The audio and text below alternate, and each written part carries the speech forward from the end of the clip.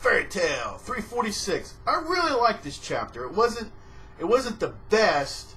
I was expecting something better than good, but it was really good. So I really enjoyed it, and there's a lot of awesome elements into it. Okay, now the whole thing is, okay, let's go to Minerva first, and I'm going to talk about Flare.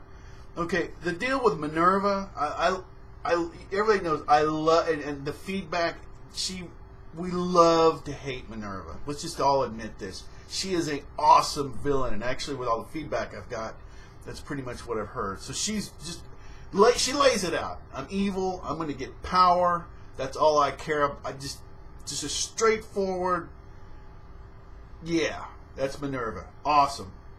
Now Flare. I'm going to jump to the end and I'll come back.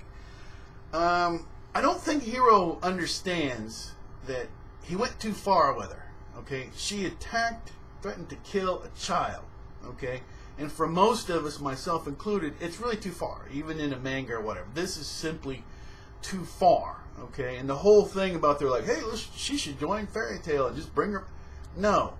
Somebody, when she's gone that far, evil, okay, if that's evil, there has to be some progression, some vehicle. It has to be seen that she sees that she's bad and that she works and then gets forgiven and goes to the light. It doesn't make any sense, Flare. And so what I hope, okay, and I'm not going to get hung up on this because this is Fairy Tail, that she's evil. You know, she's really helping them in order to betray them or something or whatever. Maybe this guild that she's in, okay, is evil, which I hope it is, and that she's working with Minerva's guild, because I have a feeling these evil guilds, some of them, well, that's just what I hope. That's my concept. To me, that would make more sense, but we'll see. I don't think she's in a good guild. It doesn't make any sense. Now, the other thing, which is awesome, this is something we've been all waiting for, is non-humans, right? The top 4, right? Most powerful, from my understanding, at least of the Saints and everything, is that they're non-human. And this guy, so we're going to get into more this is just awesome. I love where this is going. And then the whole human, non-human tension thing, I love it. I think this is awesome. We also get the explanation of how this ability works that has sort of chibiing people, you know, chibi jitsu, the law of regression, and the whole idea, which makes perfect sense, is that the goal of it is to knock dramatically down the abilities of the person it hits, and that they're just being a chibi is a side effect, okay, which is awesome, which helps us to understand. It makes way more sense than I think the way I thought that it was working. Okay, makes a lot more sense than just making them small and then only getting maybe a 75 or 25% reduction in their abilities, and then they can still fight you. That doesn't make any sense to expend. Also, I think I'm just guessing that this is an ability like this is simply temporary. That there's a time limit when he does this to somebody.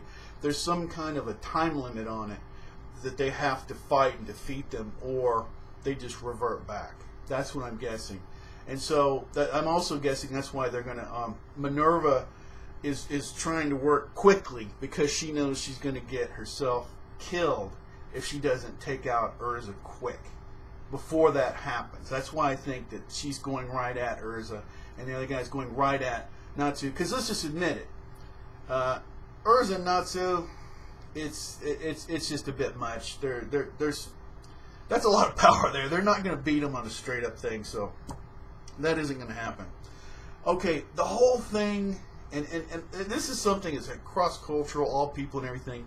The whole look that way thing, that little gag right there, it was beautiful. Hero pulled this off. Excellent. And then he gives us this nostalgic Guild Hearts reference. And, you know, Natsu when he was small on Guild Hearts. And if anybody would just totally go with being a child again in this manga, it's Natsu. So this, I loved it. Like, Hero does some things that irritate me, but he's got genius too. So to me, this scene right here was genius. And as we all know, the anime, this would be a credible anime when it comes out. The humor is going to come out, everything. All right. Now, the whole thing with Wendy and Lucy, I actually found that pretty funny and actually surprising the way they did these two stalker hunter guys. We're the super cats. I mean, that's just he just, at least right there you can just say, okay, we're going to be ridiculous. So that was awesome. And the whole thing, the one that goes totally Cartman, the guy that chops the giant leg, and he totally goes Cartman.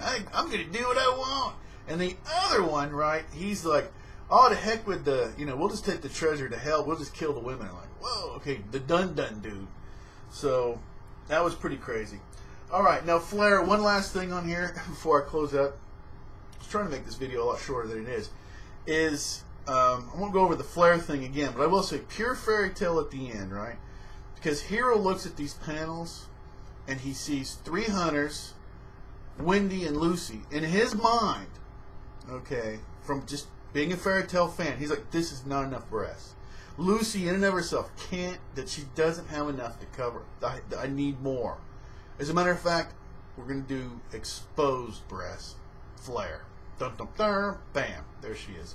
But anyhow, this is all about having fun. I totally miss the anime.